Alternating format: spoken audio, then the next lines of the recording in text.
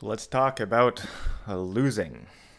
It's something that happens a lot in fencing, and I guess we'll just kind of go through it because it's not the first time that I've lost or you've lost a bout, and it's not the last time. And unfortunately, it's a mandatory part of the process. We learn a lot by losing, and then at some point we basically tell ourselves, if I learn so much by losing, man, I must be an absolute genius by now because I'm losing a lot. But it is what it is, right? So let's just have a look, right? When we lose, obviously for me, the first thing is regret, right? Why did I bother doing all of this? Why do I do all of this? Well, guess what? No matter what, I have a story to tell, and I've learned from it. I'll take it, put it in my pocket. There are life situations. Other than that, if I didn't go there to lose, I'd be sitting at home on my couch, probably binging whatever I can find. So to that extent, don't ever feel bad for losing. You put yourself out there, and that makes you braver than probably like 90% of people out there, because most people won't even want to show up because they are afraid of the ramifications of losing. That being said, on average, I promise you, no one cares more about your loss than you do. No one is judging you, myself included. We feel like people are judging us, but in reality, they're not. Everyone just feels bad for you because we've all been there. So if you've experienced a loss recently, honestly, I feel it. It happens. I'm there with you. I'm not even judging you. I just feel bad for you. It happens.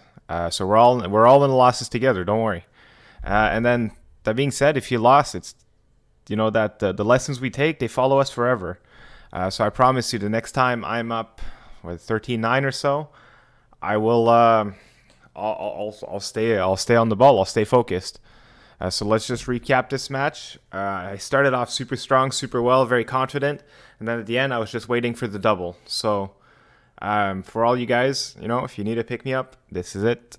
You can do it. Get back up. Go back. Train. Do not stop, because that hurts more than losing to me. So let's go watch this bout. Right. So here I had the duck from Slovakia. I never fenced him before, so I guess what we can do here is I'll put myself up top here, and what we will do is we'll kind of look at it, and there are some good takeaway for you guys, and obviously some other takeaways too, but just kind of like how you can approach an early match without taking too many risks. So here we go. All right, I started this match. I didn't really know the guy, so what do I know? He's about my height, right-handed pistol grip. Let's go see what he wants to do.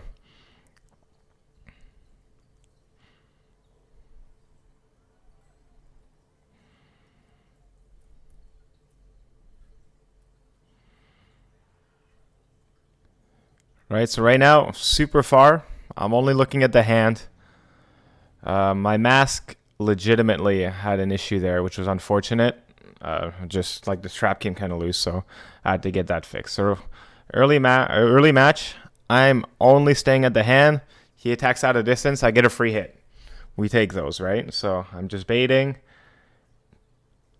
Step in. Look for the blade. He goes in. I hit the arm.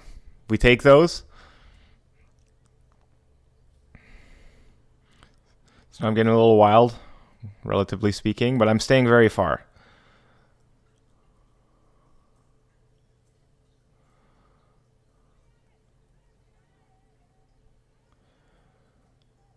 So now, off of here, I've established this guy isn't a heavy blade. He doesn't look for the blade that heavily, so I don't have to respect that too much yet. So he's going straight. He doesn't really have the blade. So that's my first bit of real info.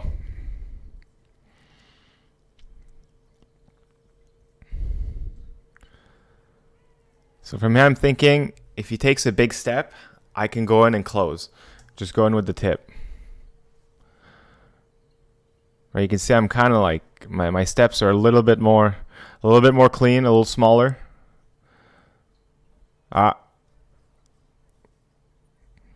Right, so he attacks, and I stand up on my legs here. This is something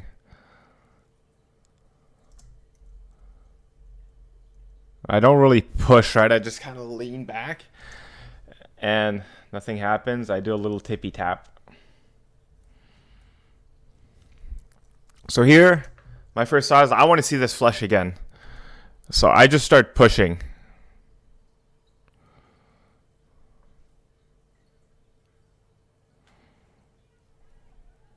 Yeah, so there it is. All right, so I just start pushing. I want to see that flush again.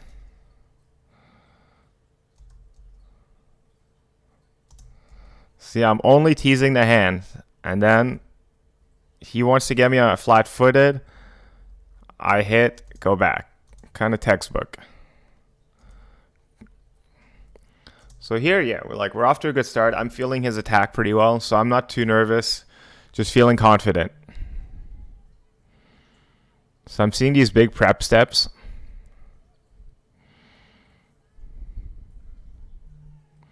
And I punish. Let's look, right? He backs up. He shows me 8. I call him out right away. So here, life is good. We're not overlooking here. We're not like so far. I'm feeling very comfortable. The pressure he's applying to me, I'm not really feeling it. And ultimately, this see, I gotta stop doing this. This here, I go in.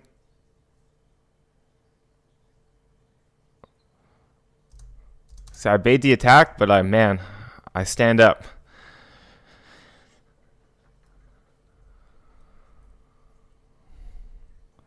All right, so here, if I recall, yeah. So basically, I want to stay in the middle. I don't want to be here too much. I just want to push, poke, push, poke. So I go into the break. I'm not really here. I'm not. I'm just going in. I said I think he really wants to flesh. I'm not really feeling his blade, so I'm just going to keep pushing for those counterattacks. So far, so good. Okay. So see, I got caught on this a few times, so I wanna look at the replay.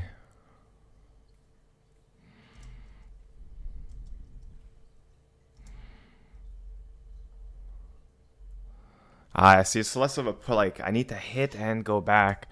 I'm getting caught kind of flat-footed mid dab, as it were.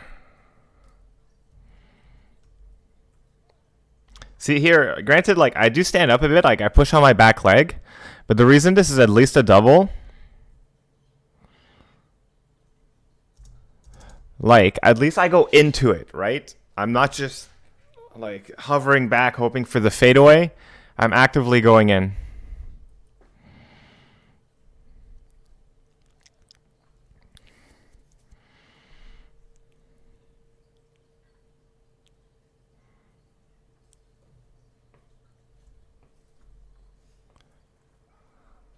So here, yeah. So here, I remember my thought process here is I haven't really attacked, so I want to see what happens if I attack out of nowhere, and I get punished. But this is to me, this isn't the worst. This was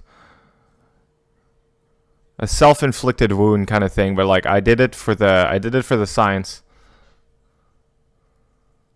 See here, I'm okay, right? I'm saying, don't worry, this was not obviously if I hit great, but I wanted to see what would happen. And this kind of put the fear of God in me, unfortunately. So now I go back to the hand.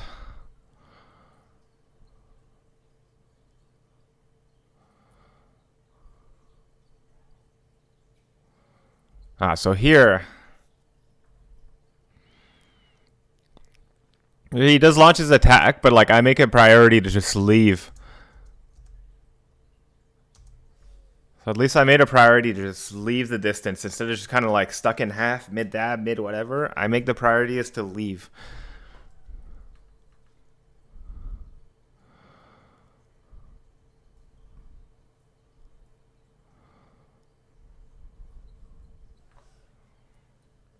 So here, so this is not much. Honestly, I want to say so you can see I'm doing a lot of pressures on the blade.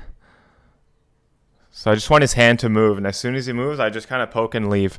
Was it intended? Yes and no. I just put myself in a spot to be successful. So now I was really pushing, and I'm not super comfortable here, believe it or not.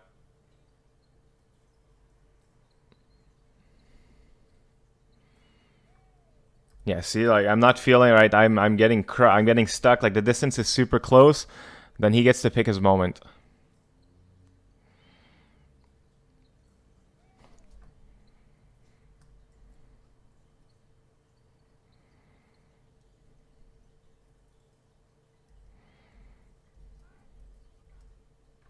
So now I don't want to be stuck back here, so I'm applying a lot more pressure.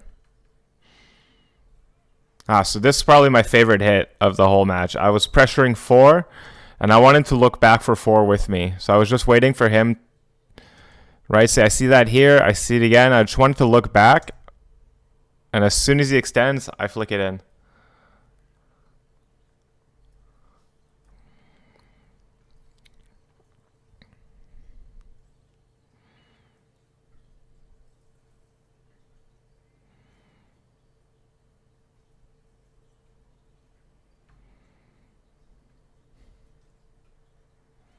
Finally.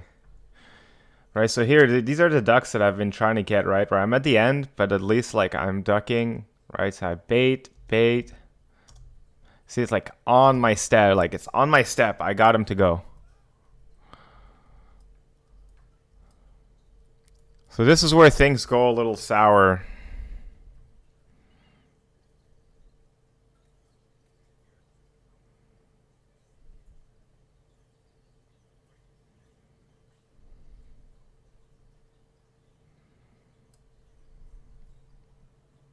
I believe I get one more.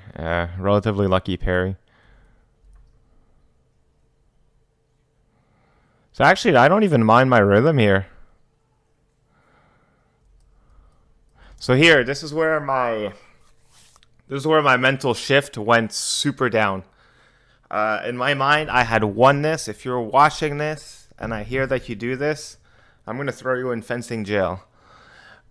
Dude, this is just like you can't wait for doubles. My mentality here said all I told myself was like I just need 2 doubles and I'm gonna win. And I'm so mad at myself because overall, I really feel like I was fencing well. I trained hard towards this, and I was finally coming back. Oh, and I'm so annoyed at myself because I really just went. I need 2 doubles. Don't go for the doubles. Set your hits up. Go get your hits, friends. Like, way too passive. Come on, man.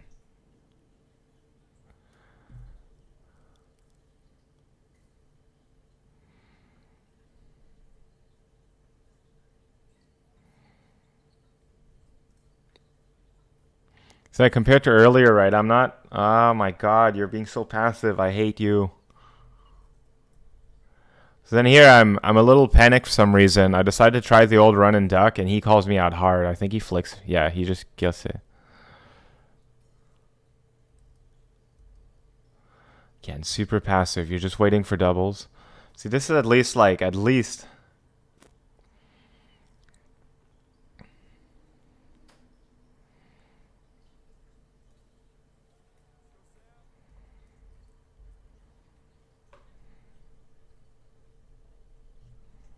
Honestly, it kind of hurts to just rewatch this just because I know what's about to happen.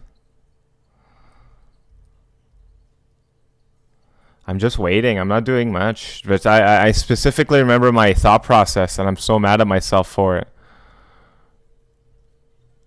Just lazy fencing. I stopped setting up. Like earlier, right? I was doing a lot of preps on the blade, what have you. Here, a lot of empty preps.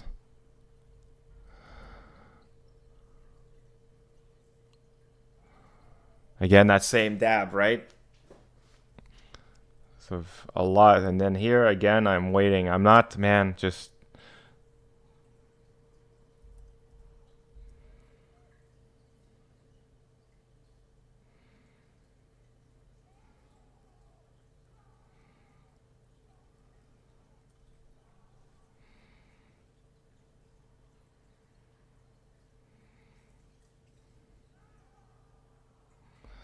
Right, so Very unfortunate. These things happen. I will obviously go learn from this. And yeah, it sucks. Sometimes we mental boom, mental shift, what have you. I honestly felt like I prepared really hard and I was in control until I wasn't. So, in here. Those of you watching, right? Does this mean I'm going to stop? No, I will learn from it. It sucks. I'm definitely not going to keep trying. But I'll take it that I'll take it back, and I will bring these new lessons to my next competition. So yeah, if you're a little bit down on yourself, don't stop. Keep going. I believe in you, and you can do it. Bye.